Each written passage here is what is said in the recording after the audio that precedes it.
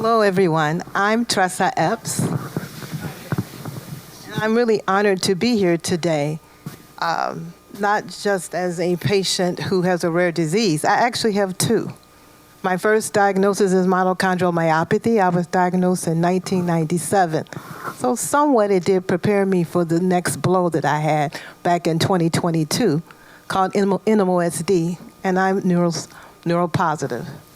So, but the thing about today is not just about as a patient. I'm honoring each of you, the caregivers here.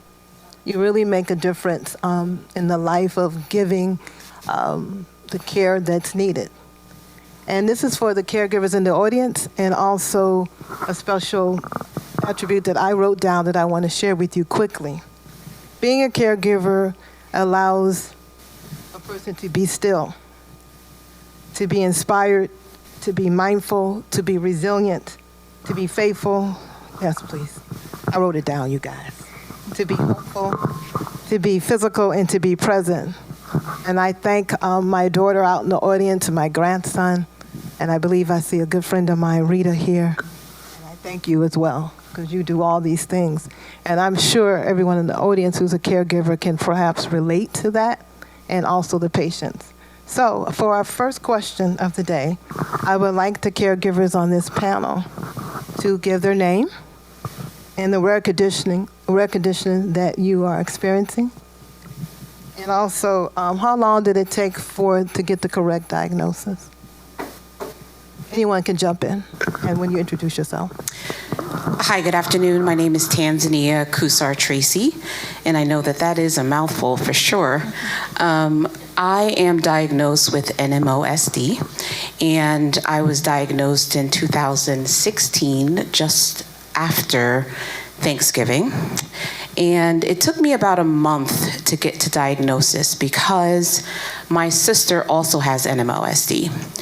And I used her as a precursor, and I noticed that the symptoms that I had also reflected truly like what she was experiencing. So I pretty much self-diagnosed. You know, the doctors didn't know what to actually look for, you know, after I did the lumbar punctures and all the other fun stuff that comes with trying to get to know what you have. They just didn't know what it was, and I clearly just said, listen, I need you to test for the antibody. I never had a problem kind of using my voice, and after that, that's how I was diagnosed. So not too long after my initial symptoms started did I get diagnosed, but thankful for my sister who actually experienced some of those symptoms that I had. All right, I'm Lauren. I am the Samira Foundation Ambassador of Wisconsin, and this is my son, Noah. He was diagnosed with MOGAD in 2022. The original diagnosis was autoimmune encephalitis, and then he was on a round of steroids and IVIG infusion, and he ended up getting type 1 diabetes. And that was in about May of 22. In August, he relapsed and had optic neuritis, and in that whole process, we got the MOG confirmation.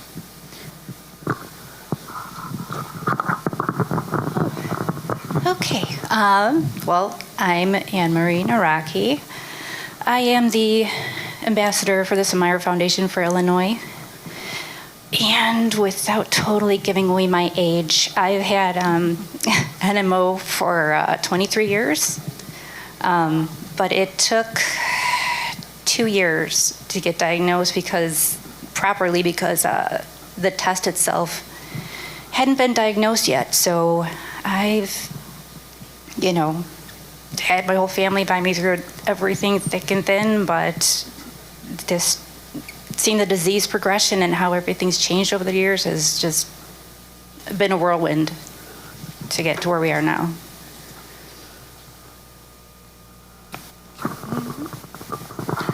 Good afternoon. My name is Emmanuel Jackson. I am a caregiver. I don't have any rare diseases, but people often ask me, what is it like to be a caregiver? And I would tell them I particularly don't know. People say, what do you mean? I said, this is just blissful ignorance. I said, I didn't grow up to know that you can just leave people on the side of the road when they needed help, when people needed care. You just do it because that's the only thing that I knew how to do. So I guess Tressa will have more questions as we go along, and I can give more, but that'll be it for now. Thank you. Thank you, everyone. One of the things about caregiving is sometimes we give of so much of ourselves. And as a caregiver, I am a mother. So I understand the caregiving of being an everyday mother, but sometimes you look at the caregiver side of things and you wonder, how can that be? How can you do this day in and day out because of that feeling? So for the panel, how do you take care of yourself as a caregiver when you see this every day? What do you do? Okay. I guess I focus on how I can bring awareness to the disease to share with others. I don't want another mother to feel the way I did when Noah was getting diagnosed and misdiagnosed, I should say. It was frustrating in the process, and so now I've kind of become an advocate to try to help other people. Well, the chances are, if you are a caregiver, you are blessed with a level of health yourself, and that you can do so because you can. Now, the question is, how do you take care of yourself? You take care of yourself because you can, because you have health. Now, the other things that people may say, what else do? You do nothing. You just do what you're supposed to do, because that's what the assignment is. It is not easy, but I can assure you, I've seen some people in my lifetime, and I used to help people that I knew. I'm like, I hate every one of you. You've got this disease, you got that disease, but my leg hurts. But I can't complain about my leg hurting, because you guys have these chronic or these rare conditions that happen. But the blessing is that of a blessing. One good friend told me years ago, in another situation I had, he said, you got one time to pass this test. Just one time. Do you feel that you have the option just to not to do? And when people look at the things that they say, well, you need to, how do you take care of yourself? You take care of yourself when you can. But you're taking care of people who can't do some things for themselves. And you're blessed to be able to do it. Thank you so much. But please tell me, what has helped as a caregiver for you to feel supported? What are some of the things that you desire and need from a doctor, from even the patient? What do you need? So I would say the foundation, social media, a lot of groups, talking to people directly, friends and family that we have, Noah's friends from school, families from school that stepped up to help me. It raises a community to raise a great kids. So everybody that kind of jumped in and helped me when I needed help the most. We didn't know anything about this when we got started. Well, and I would agree with Lauren. I think that is the case. Is what really supports you is education. Education for everywhere you can get it from. If we have been blessed to get it from the Samara Foundation, that's helpful. Getting it from anywhere it's from, for you to, number one, to understand what these conditions are, what the symptoms of these conditions are, the when, the wheres, the hows, and the whys, and what you may have to do. So education gives you a certain level of calmness. It gives you a certain level of actual awareness as well.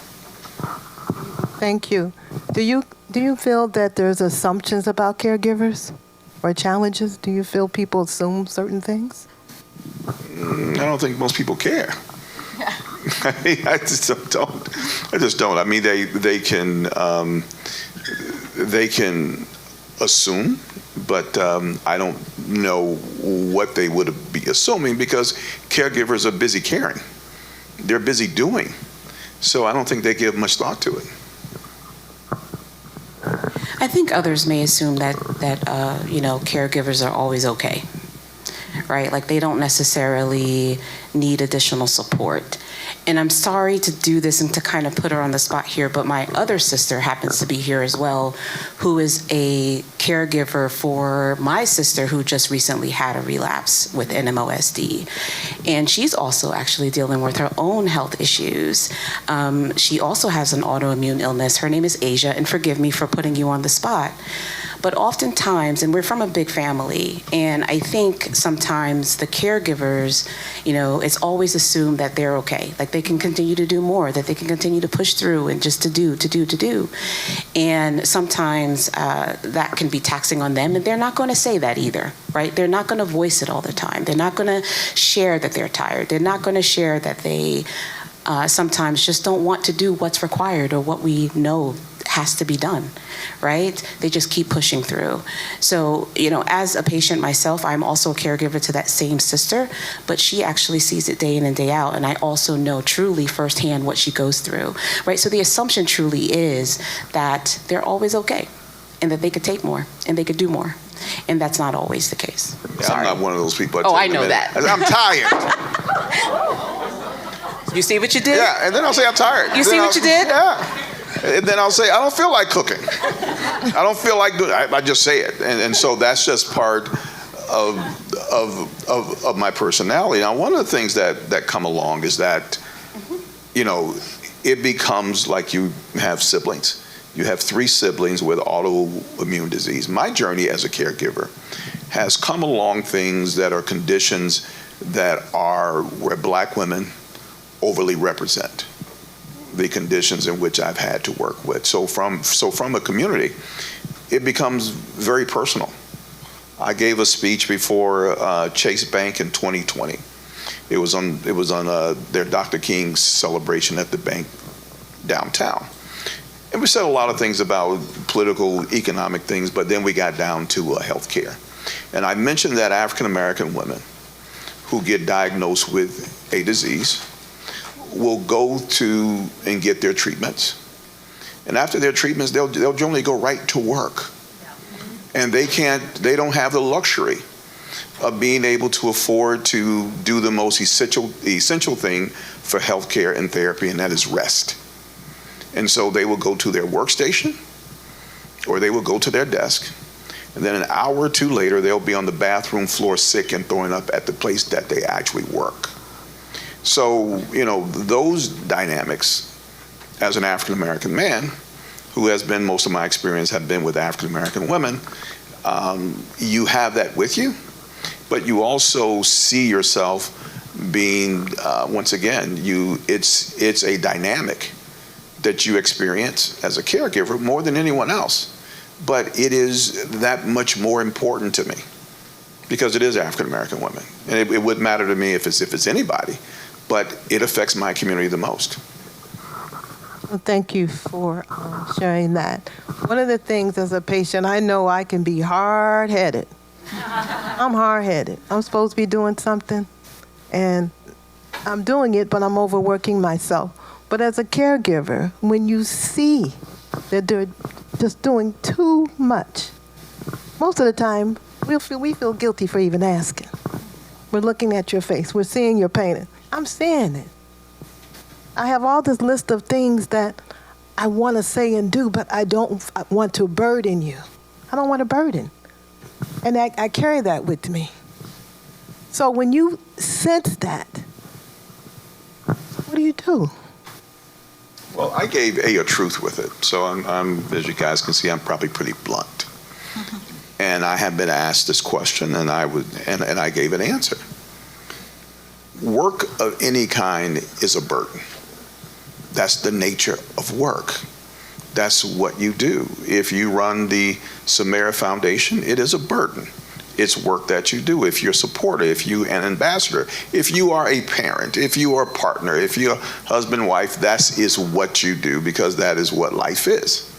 And so, but the blessed thing is when you have someone around you, anyone around you, who is willing and love you enough to bear that burden. And that's what makes any parts of life special. So it's a burden. Make no mistakes about it. It's work. It just is what it is. Doesn't matter. I mean, you don't have the option to say no because this is what you committed to actually doing. You don't, there are adults that you work with, but you don't not feed your children because you don't want to. You feed them because you're supposed to feed them. And you feed them well. So she gets the advantage of getting gourmet level meals because I like gourmet level food. I still like to cook. can't. Not because it's not tasty. He said my dexterity is terrible. But anyway, we now have audience questions that they may want to ask. Is there any questions from the audience? Hi there, me again. I have questions for our lovely patients on this stage. So Noah, Tanzania, Anne-Marie. What advice would you all give to newly diagnosed patients based on your own experience? Noah, we can start with you. And how old are you? I'm 16. Oh. So, advice I would give to patients is just to live your life to the fullest and do whatever you can. Nothing's necessarily going to stop you. You can always do what you want. Yes, it might be a little more challenging for you, but you can always do what you want, and there will be people there to support you to help you do what you want. Oh, you raised such a nice boy. I will say, if you don't know Noah's story personally, from where he was when he was diagnosed to where he is now is completely night and day. So, yeah. I would just say, or echo, if you will, what I heard some of the doctors say earlier, right? Your voice truly is your weapon. One of the things in which I think helped me was truly advocating for myself and truly just making sure that the doctors that I was in concert with truly heard me. And again, I pushed for that antibody test. They weren't even going to do it, right? It was, okay, you're not showing up anywhere as having any other type of illness like MS, right? After the lumbar punctures, after the MRIs, right? They weren't going to do the antibody test. Your voice truly is your weapon. And I would say that is the only thing that they cannot take from you. You know, your doctors do want you to show up and they want you to be prepared. Like I think one of the doctors mentioned, hey, like have a full rundown of like dates, times, your symptoms, things like that. Be prepared. You know, you have to advocate for yourself, and you'll hear that word probably throughout the rest of this journey today. Self-advocacy is important. So for all of those who are newly diagnosed, I would say your voice is your weapon. Okay, so this is, and I've said it in some of the support groups online, and sorry to the people I've said it to already. But my thing I like to tell people is that when you're a patient, you have the disease, but the disease does not have you. So, you know, it's not going to stop, you know, your personality. It's not going to stop your ambitions. It may kind of tweak them a little bit, so you'll have to adapt. But it's not going to really, it's not going to stop you. I mean, after you know, a lot of stuff that I did, I went back to school after going completely blind and paralyzed from my neck down in 2015. Went back to school, got my bachelor's, got my master's, and, you know, now I want to, you know, use that to help advocate and, you know, help out others, because, you know, the sky is the limit with us, no matter what disease we have. Yes. Anne-Marie, sorry, I don't want to put you on the spot, but I'm putting you on the spot because I'm so proud of you. And I don't want to say it wrong, but you are the first blind graduate from Loyola or something like that? You got it. How crazy. Yes, the first completely blind student at Loyola. And let me tell you guys, people who have doctorate degrees and they're teachers, they don't understand what a PowerPoint is for a blind person. So they'll say, hey, I want you to create a beautiful PowerPoint and read it to the class. I'm like, I will have my little Stephen Hawking screen reader read it to my ear, and then I will just talk back to you. That's how this is going to work. Well, congratulations. That's something huge to be proud of. And Tressa, you're a patient too. What advice would you give to a newly diagnosed patient? The advice I give is to self-advocate for yourself. Truly follow every support group that you have. Now, I've shared my story with Samara. I've shared my story with Dr. Mervalli out in the audience, and he's the reason why I'm even here, part of this, because he told me about you. And having a care team support that's truly patient-centered. They read before they come in, they read something about you. And they even know that they got to get to the next patient. But they have a team of people around them that keeps everything flowing. That means a lot, Dr. Mervalli. Because you're respecting the patient's time. You're respecting the next patient you have to get to. We have people that I've been following and they don't even know. Marion in the audience, I've been following her. She doesn't know that. There's another young lady too that we know each other from afar. You too, Dr. Keena Peppers. So what I'm saying is the beauty and resilience of each of us in this audience. Such a rare disease, but we still are small and we can work with each other. So the gift that I would say, self-advocacy and speaking up and doing research, because I too know 5 years, what? I was crying too. And just eating right, physical therapy, and thank you for the reminder, Dr. Mervalli. We got some changing to do because I eat bacon sometimes too. More than I know. But no judgment. You know, what is it? We listen, but we don't judge. I just thank each of you here today. You know, as a patient, I understand. As a caregiver, I appreciate all of you. And we're caregivers actually to each other. We really are. And we don't think about it. So thank you. That is what I want to say as a patient and a caregiver of each of you every day. If I just see you, I'm going to smile at you, sister. I'm going to smile at you, doctor, for all that you had to say, too. You know that? All of you. I appreciate you. And thank you, all of you, for being part of this panel today.